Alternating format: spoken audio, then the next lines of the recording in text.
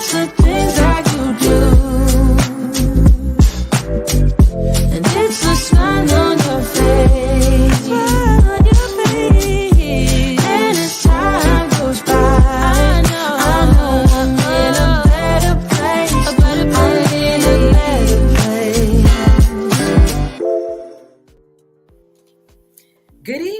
Good evening, everyone. How are you doing? Welcome to my podcast, Buying and Selling with Bree. I am Labrita, and I am a realtor located in the Dallas-Fort Worth area. Tonight is just going to be me. I'm just going to be on here for 30 minutes, and I'm just going to talk about the home buying process and what you need to know about the home buying process. It is a lot of videos out there now. Everybody should know, honestly, what the buying process is, but there are still a lot of people that don't know. So I am going to go through the buying process when I be talking to my clients. First of all, I want to say welcome again to my podcast. When you are getting ready to buy a house, you really need to start. The first thing you need to do is decide when you want to buy a house. The next step is you be like, okay, let me save my money. If you're not for sure, you do know that you need to start saving money and, working on your credit and paying bills down.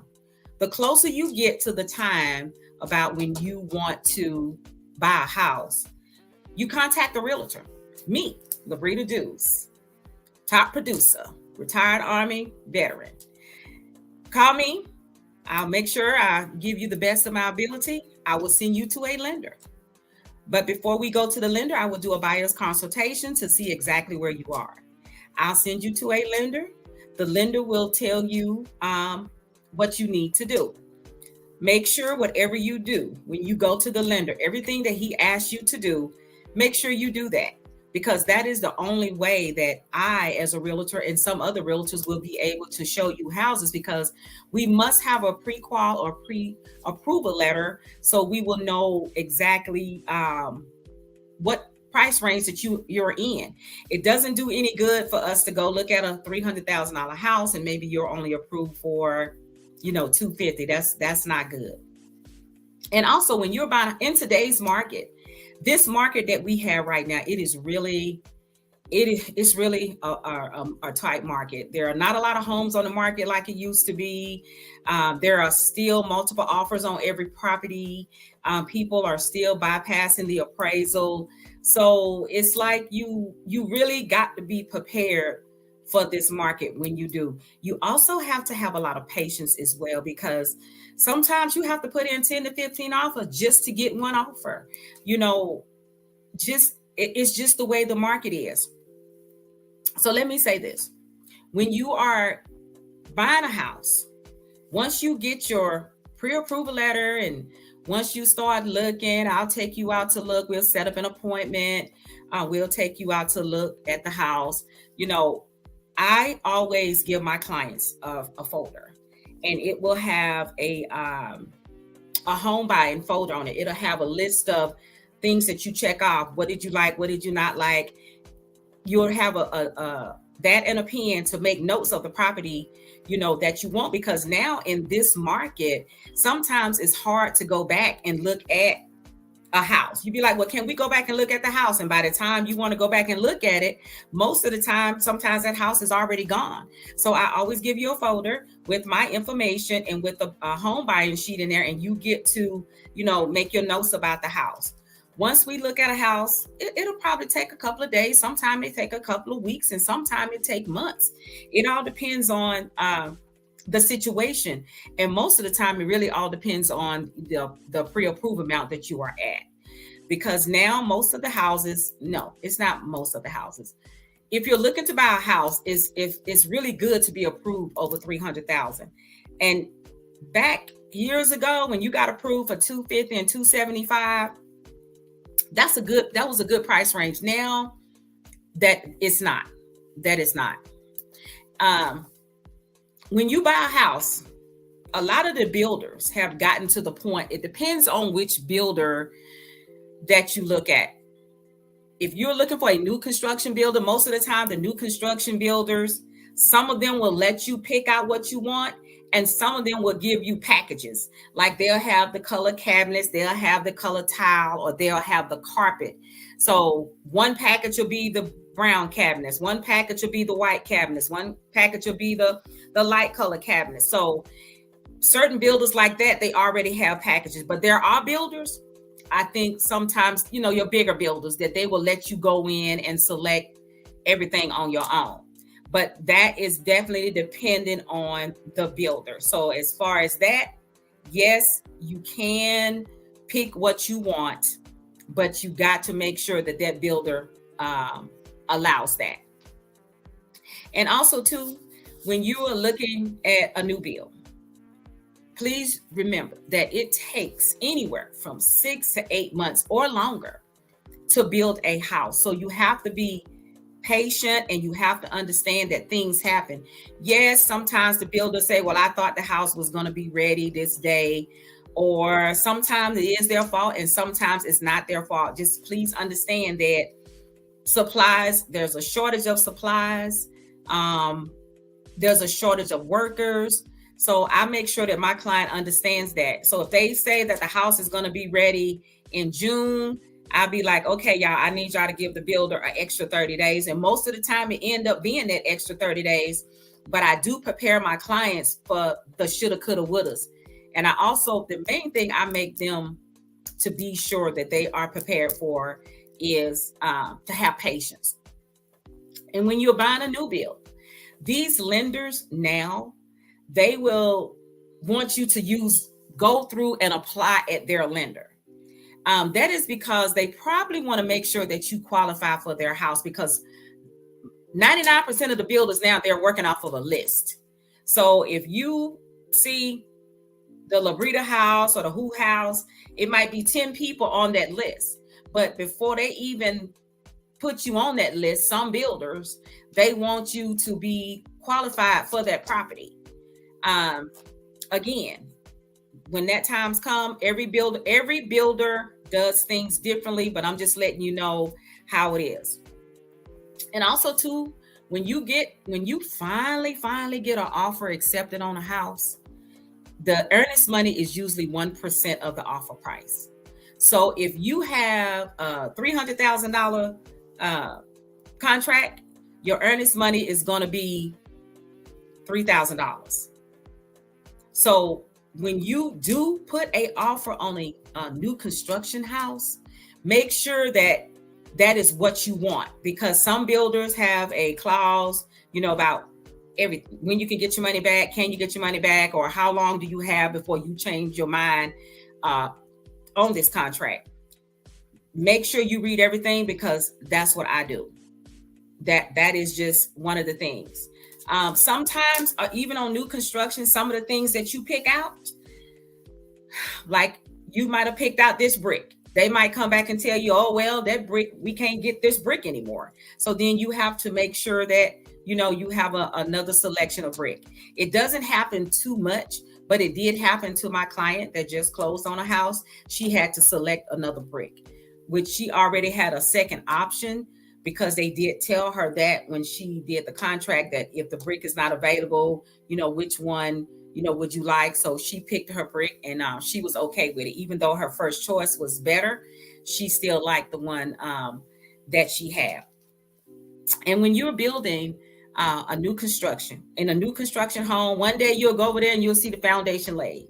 One day you'll go over there and it won't be nothing done. You might go over there for 2 weeks and it's nothing done. Because every house that's being built have a certain stage that they supposed to be at a certain time. So it's just not like they're building your house. They're building other people's houses too. Then you'll go in, you'll talk to the salesperson, or I'll call the salesperson. I'll say, hey, it hadn't been any movement on my client's house. What's going on? And then the next day you go over there and then you see, some framing going up, or then you'll see some sheetrock go up. So once you see the sheetrock going up, and the process is going to move a little bit faster. But do not be upset a little. You can be upset, but not a lot, when you don't see no movement on your house, because each stage of the house, has a permitted stage. And when you're buying a new construction, you as the buyer can also get an inspection on your house. It's out of your pocket. The money comes out of your pocket. It doesn't come out. You can have someone come in and do an inspection for you. And while there is no sheetrock up, like if the plug is wrong or whatever, they can fix it at that time. Because once that sheetrock goes up, you can't fix anything. So it is a good thing to get an inspection done on a house. I have a question here that I'm going to answer. It says, I have had many clients who have said that contracts are falling through very often after the seller is pulling out. Any advice for upfront things to look to avoid for this? Now, this question here, it should have been answered really by your realtor. A lot of the times, sometimes maybe, when sellers that are really ready to sell their house, they're going to take an offer on their house. If they pull out, something must have happened, or their bill fell through, or something personal happened. So the seller can pull out, but that'll be something that you and your agent need to work out to see. You'll get your money back if the seller pulls out. So that is something that your agent and the seller's agent need to talk about to see what happened, why they pulled out. That is something that I really can't answer, because it has happened to me, but it was like the seller they decided not to move most of the time. But other than that, that is something that you need to really try to work out with your agent. Another thing too, on a new build, every builder that builds, they have a certain type of appliances that they use. They can't go in and change the appliances what they want. Whatever appliances that they give you, that's the one that you have to give. Builders only give no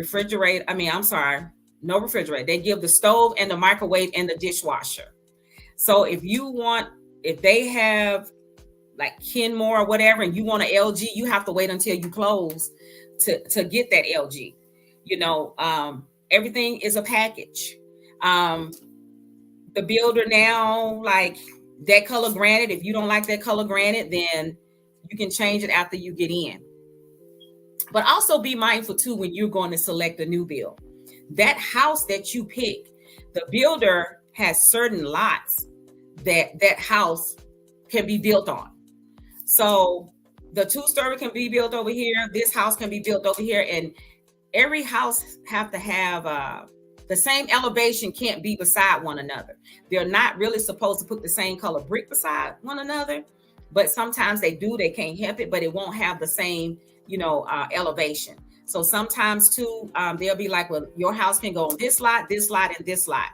But you might like a certain elevation, and the elevation that you want, it may not can be on any of those lots too. So that does happen a lot. That's why sometimes you want to, try to get there and make a decision. And sometimes you just can't go home and say, oh, I'm going to lay down and I'm going to think about it. And then when you come back in the morning, that lot is gone, that house is gone. And then you just have to say, okay, well, what do you have left? And nowadays, when you go home and you think about what you're going to buy, especially if you already know the builder that you want, if you already know the builder that you want, and you've already picked out your house and they've already told you which lots is going to be, and you'll be like, okay, well, I'll call you back in a couple of days to let you know, which lot I want the house on. Well, you can call back in a couple of days, or even that evening, somebody might have put a contract on that lot. And then somebody might have just say, well, we're not going to build this house again until next month. And then you are on the waiting list. Being that the market is like it is, and being that there are a shortage of supplies, every builder has a waiting list. Every builder only release so many houses per month. Some of them release 5, some of them release 4, and some of them release 2, and some of them don't release any. It really depends on the builder. So when you go with your realtor to a new construction, Those are questions that the salesperson will normally say, we are not releasing this month. We've already had all our houses released for this month, but we can put your name on a list for next month or however it go. I have another question. It says, is this the new norm? Houses are now 500 and more and not even big of a home space. Looking to confirm, will it ever go back to normal? I cannot confirm to you that it will go back to normal. I can't forecast the future. Right now, we really don't even know what's going to happen tomorrow, because the realtors now, not the realtors, the builders now, we can leave out of here today. That house can be 345 and we go back tomorrow and that house can be 350. This is just the way that the market is. Builders are raising their prices according to how much that they have to pay for the supplies. There are houses, $500,000, that's a good number. But anybody now that's buying a house, you really need to try to be a new build. Let me talk about a new construction. I'm talking new construction. Anybody that wants a decent new construction, you might want to start at 350. I can't say if there's anything under 350 or not, or, it can be today, but like I said, tomorrow, it just won't be there. So that's why it is so good to try to be approved for 350. Speaking of a new bill, you be 350. Now, if you are approved for 300 or less and there's no new bills out there, and then you're going to buy a pre-owned, please be prepared for a bidding war. Every house that's on the market goes into a bidding war. That's just the way it is now. This is the new norm for us. It's a bidding war. So people are paying over asking. People are bypassing the appraisal. And the main thing is, you have a lot of people now that are paying cash for houses. And that's what you have. It's just the way that it is. Texas, this part of Texas is not the only one suffering like that. Everybody is doing that. Everybody is doing that. So it's a tight market out there, but I will tell you again, when it's time to go look for a house, please be sure that you are ready to go buy a house. Make sure your time is very useful with that realtor. Don't just be out there and say, oh, thank you for a nice outing today. Oh, well, I thought we was looking to buy houses. Well, do that. And another thing, if you can't afford a new build and you're looking at a pre-owned, always have a specific area that you want to live. You have a number 1, number 2, and number 3 choice. The reason why I say that, it might not be nothing in number 1. Well, we can go over here to this area. We can go over here to that area. Always be flexible in your areas that you would like to live. That'll make it much easier for me as your realtor. It'll make it much easier for any realtor, actually, because they'll be like, okay, well, we started over here. We don't see anything. We got to go over here now. And most of the time, the people will find stuff, in that other range. So just be flexible, be patient, and just do what you need to do and to buy a house. But the main thing I will tell you, when you get ready to buy this house, please make sure that all your ducks are in order. The lender's going to ask you he's going to look at your credit. He's going to look at your tax returns. He's going to look at your bank statements. He's going to look at everything, your 401k. They're going to look at all of that. They're going to make sure your debt to ratio is what it is. Some people be like, well, my cousin got approved for this and my cousin got approved for that. Well, you can't determine what you get approved for by somebody else, because your debt to ratio might be different. Your credit might be your credit score might be a little lower, or their credit score might have been higher, or they may have had, more money to put down. So do what you are supposed to do. We don't worry about what everybody else has. Just do what you need to do, and everything will work out all right. It's this home buying process can be very stressful. That's why you have a professional. That's why you have an expert like me. I can help you. I can guide you through. If there is something that I don't know, I will pick up that phone and I will call and I will get your answer for you. So it's just, I don't want y'all to get discouraged in this market. It is rough. It is tight, but just keep pushing and keep hustling. Just keep putting offers in, and eventually, you'll get an offer. So I just want to say again, when you're going to look to buy a house, when you decide that you want to buy a house, make sure you had already started saving. After you decide you want to buy a house, you make sure you contact a realtor. And after that, the realtor will send you to the lender. When you go to the lender will tell you, what documents you need, everything that you have to upload to get a pre-approval. Realtors, we do not take you to look at a house unless we have a pre-approval letter. We need to know where you are. Everything has to be in order for us to go. The lender has to say, hey, this person is good to go. This is what they qualify for. If they can get down payment assistance, get some down payment, then, we can. But a lot of times, a lot of the people are not qualifying for down payment now because they make over $100,000. And speaking of that, sellers are not paying closing costs. So don't even ask. It's just that type of market out there now where people are bypassing the appraisal. People are sometimes paying for title. They're paying for survey. It's just a lot of things that the buyer is doing to get a deal now. But definitely one of them is not paying closing costs.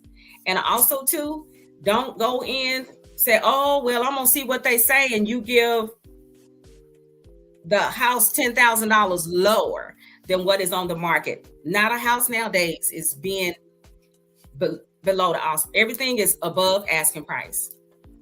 Yep. This again, I got a question here. Said no longer paying closing costs. No, it's not closing costs. Sellers are not giving you anything towards closing costs. You as the buyer will still have closing costs to pay. But sometimes you say, well, I want to see, can they give me $2,000 or something like that? But sellers they're not paying closing costs. It's just that type of loan. Are you able to get more than one offer in at a time? Does that negatively impact you? Speak to your realtor about that. With me, I don't do that. If my client put an offer in on this house, I'll just wait to see, what that offer does. But in the meantime, while we still have an offer in, that doesn't mean that we stop looking, especially if it says multiple offers. We still continue to look just in case something, if that don't come through, we'll be like, okay, good. I'm glad we kept looking because this house, came on the market. So, that's what I do. So, but otherwise, if you have a realtor, you just make sure that you ask him or her, do they put in offers on more than one property? As far as impacting you, I wouldn't know that. If you're talking about impacting you as far as going to a lender, I recommend that you do have two lenders. Once you see what one's saying, if you might not like that, I do recommend that you at least have two lenders that you apply for, but don't go over that because it will probably may impact your credit score. But 99% of the time, if that lender, both of the lenders would come close, then you'd be like, oh, okay, well, they was right then. So again, just make sure you do what you need to do as the buyer. And it'll make my job much easier for you if we all are on the same page. If whatever the lender tells you to do, you do it. And if there's anything that you need help in, me as your realtor, I'm gonna do what I can to do. That's just me. I'm gonna bust my behind to do whatever needs to be done for you. But you as the buyer, you got to make sure that you do what you need to do. The one thing as a buyer, in which I say, once you apply for this loan, please don't go out and buy no car. Please don't go out and buy no furniture, because they will know. As soon as you go out and buy anything, bam, the lender gets a notice. So that's going to hurt, because they're going to call you and they was like, hey, what did you get? Why is this extra $10,000 on here? And then they're going to be like, okay, well, we can't approve your loan because you went got this. It happens all the time. So once you get approved for a loan and you physically start looking, once you submit that application and trying to get approved for a loan, no car, no house, no credit cards, don't do anything. Don't apply for no new credit cards. Don't go buy no furniture. Don't go do anything. And a lot of the times, the lender will tell you if you need to cut back. They'll say, oh, you need to cut back on buying this. You need to cut back on buying that. Kind of cut back on eating out, because that's what's hurting a lot of people now, shopping. That's what's hurting a lot of people. I have another question here. It says, what area would you say is growing the fastest? Oh my gosh. The entire DFW area is just growing extremely fast.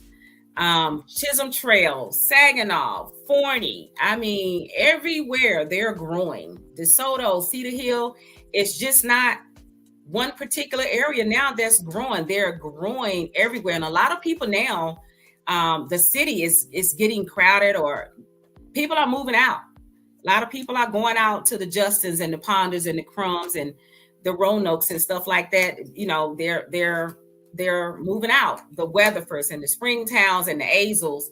A lot of people are moving to them areas because it's just getting so crowded in the city. And a lot of times, depending on where you move at in those areas like Weatherford and Springtown and Azle, sometimes you can find a half an acre. Sometimes you can say being a half acre or acre. There are regular subdivisions out there that they have. Every city has regular subdivisions that the houses are close. But then sometimes people want to say, oh, I need an acre. Well, then you have to go on that side. So as far as the area that's growing, it's everywhere. It's everywhere. And speaking of growing, and speaking of that, interest rates are high.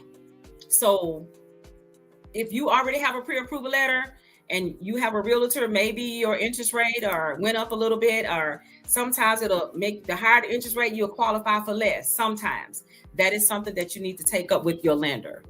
So you can still buy a house. People need to be flexible about it. People need to understand the market. Yes, it is frustrating to put in an offer, especially when you fell in love with a house and somebody else got that house and you went well above the offer. Somebody came in and they got it. That's what's happening now. Some houses have 20 and 30 offers on it. One of my listing had like 40 offers. So it was like, you just pick one. You just go through and the sellers looks at all of them, and the seller is the one that determines which offer they pick. The realtor is not the one. All offers are presented to the seller as they come in, and the seller is the one that say when they're going to stop taking offers, and they are the ones that decide which offer they want. They will. I know sometimes when you have a listing or whatever, you put in an offer where the agent haven't got back with me yet. That's because the seller hasn't made a decision yet. And I know sometimes we'll say, oh, seller will have a decision by Monday. Sometimes it's just been so many offers, or sometimes something personal have came up and they may not have had a decision until Wednesday. And then sometimes you just have to look in MLS and the agent has updated it, and they just had so many offers that they didn't have time to call you back. So again, if you got any questions, or if you're looking to buy a house in the Dallas-Fort Worth area, whether it's a pre-owned or new construction, or if you just have any questions about anything, I service them all, buyers and sellers. If you're looking to lease, I do it. If you're a veteran, whoop, please call me. I can definitely help you with that area. I can help you with anything you want. Just give me a call at 817-975-9284, and I will do everything I need to do, my best of my ability, to make sure that we can get this transaction done. Thank you all so much for tuning in to Buying and Selling with Bree. I will be back next week. Next week will be an hour. And I will be speaking again on the process of home buying. And I will have a special guest here. I'm just waiting on her to respond back. But yes, you can still buy a house. Never give up. Always fight. Realtors, we are always in your corner as long as you do what we need you to do and what the lender says to do. Thank you all again for tuning in. And I really appreciate you all tuning in with Buying and Selling with Bree. It's the things that you do.